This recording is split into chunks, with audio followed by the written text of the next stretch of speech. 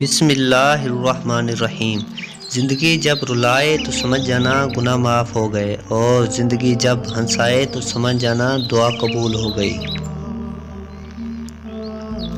اللہ خود پر کوئی احسان نہیں رکھتا۔ اگر آپ نے اس کے لیے کوئی چیز چھوڑی ہے تو وہ آپ کو اس سے بہتر نواز دے گا۔ جب تمہیں گناہ کے بعد ندامت ہو تو سمجھ لو کہ اللہ نہیں چاہتا کہ تم اس راہ پر جاؤ۔ اللہ کے آگے جھکو، اللہ کسی کے آگے جھکنے نہیں دے گا۔ زندگی تب خوبصورت لگتی ہے جب کسی کے چہرے پر مسکراہٹ ہو اور اس مسکراہٹ کی وجہ آپ ہوں۔ جب درد پڑنے لگے اور کچھ بھی سمجھ نہ آئے تو اپنے رب کی طرف چلے جاؤ، کیونکہ دلوں کو سکون اس کی یاد میں ہے۔ جب عبادت سکون دینے لگے تو سمجھ جاؤ کہ اللہ تم سے راضی ہے۔ کائنات میں کوئی اتنی شدت سے کسی کا انتظار نہیں کرتا جتنا اللہ اپنے بندے کی توبہ کا کرتا ہے۔ جب کوئی دل دکھائے تو چپ رہنا بہتر ہوتا ہے، کیونکہ جنہیں ہم جواب نہیں دیتے انہیں پھر وقت جواب دیتا ہے۔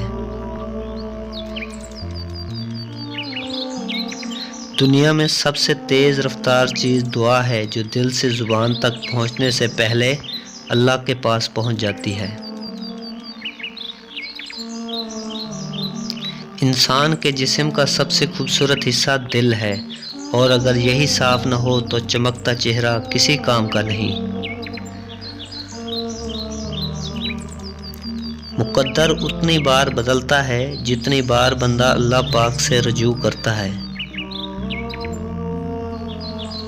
جو لوگ دوسروں کی خوشی میں خوش ہوتے ہیں ان کی خوشی میں کبھی کمی نہیں آتی۔ جن گھروں میں اللہ کا ذکر ہوتا ہے وہاں سکون، محبت اور برکت نظر آتی ہے۔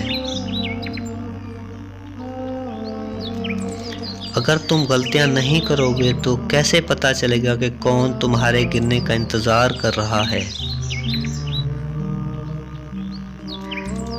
وقت اچھا ہو یا برا، اللہ کبھی بھی کسی کا ساتھ نہیں چھوڑتا۔ برے سلوک کا بہترین جواب اچھا سلوک، اور جہالت کا بہترین جواب خاموشی ہے۔ اللہ کی راہ میں کوشش کرو اور کبھی پیچھے نہ ہٹو، کیونکہ اللہ نے تم سے کوشش مانگی ہے، نتیجہ نہیں۔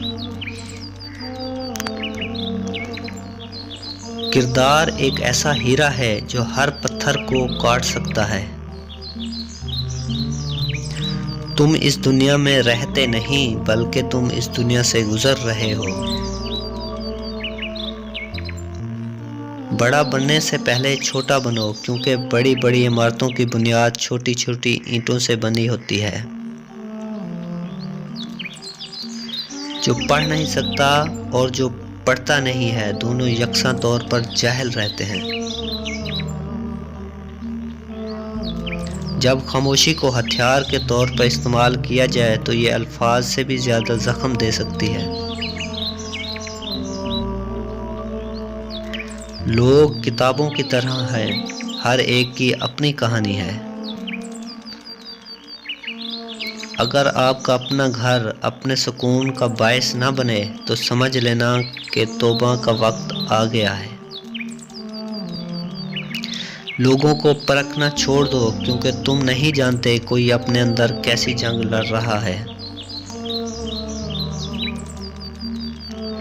کسی کو ذلیل کرنے سے پہلے خود ذلیل ہونے کے لیے تیار رہیں، کیونکہ اللہ کا ترازو صرف انصاف تولتا ہے۔ جو لوگ درد کو سمجھتے ہیں وہ کبھی بھی درد کی وجہ نہیں بنتے۔ اللہ ظالم کو چند روز دنیا میں مہلت دیتا رہتا ہے، لیکن جب پکڑتا ہے تو پھر نہیں چھوڑتا۔ انسان پریشانیوں کی گنتی کرنے کا ماہر ہے، لیکن نعمتوں کا شمار کرنا بھول جاتا ہے۔ اپنوں سے ایسی لڑائی نہ لڑیں کہ لڑائی تو جیت جائیں مگر اپنوں کو ہار جائیں۔ تاریخ ہزاروں سال میں بس اتنی سی بدلی ہے، تب دور تھا پتھر کا، اب لوگ ہیں پتھر کے۔ آج اگر زندگی مشکل ہے تو کل کی آسانی کا وعدہ بھی اللہ تعالیٰ نے کیا ہے، بس دعا یقین سے مانگتے رہو۔ جن باتوں پر جھگڑا کر کے لوگ منو مٹی تلے جا سوتے ہیں، انہی باتوں پر ہلکی سی مٹی ڈال کر دنیا میں پرسکون زندگی گزاری جا سکتی ہے۔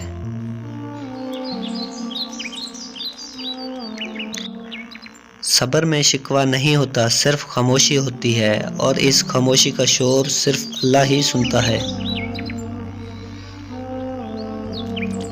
قرآن پاک بار بار کہتا ہے، نا امید نہ ہو، کمزور نہ پڑو، غمگین نہ ہو، بے شک اللہ تعالیٰ ہر چیز پر قادر ہے۔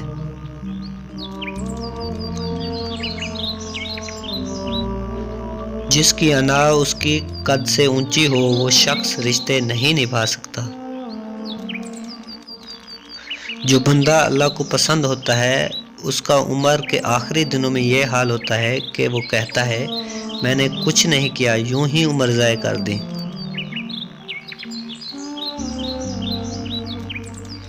عقل مند اور بے وقوفوں میں کچھ نہ کچھ عیب ضرور ہوتا ہے۔ عقل مند اپنی عیب خود دیکھ لیتا ہے اور بے وقوفوں کا عیب دنیا دیکھتی ہے۔ انسان کی آدھی خوبصورتی اس کی زبان اور آدھی خوبصورتی اس کی خاموشی میں ہے۔ کچھ لوگ اپنی آدھی زندگی پڑھنے میں گزار دیتے ہیں اور سیکھتے کیا ہیں؟ دوسروں کو نیچا دکھانا۔ جب کسی کم ظرف پر احسان کرو تو اس کے شر سے بچو۔ کچھ نیکیاں ایسی بھی ہونی چاہیے جن کا اللہ کے سوا کوئی گواہ نہ ہو۔ انسان گناہ کرنے کی وجہ سے جہنم میں نہیں جاتا، بلکہ گناہ پر مطمئن رہنے اور توبہ نہ کرنے کی وجہ سے جہنم میں جاتا ہے۔ انسان کی تربیت کا فرق ہوتا ہے، ورنہ جو سن سکتا ہے وہ سنا بھی سکتا ہے۔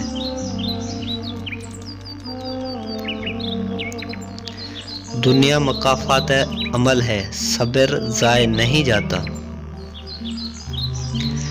کس کس کو راضی کرو گے؟ بس ایک رب کو راضی کر لو، سارے مسئلے حل ہو جائیں گے۔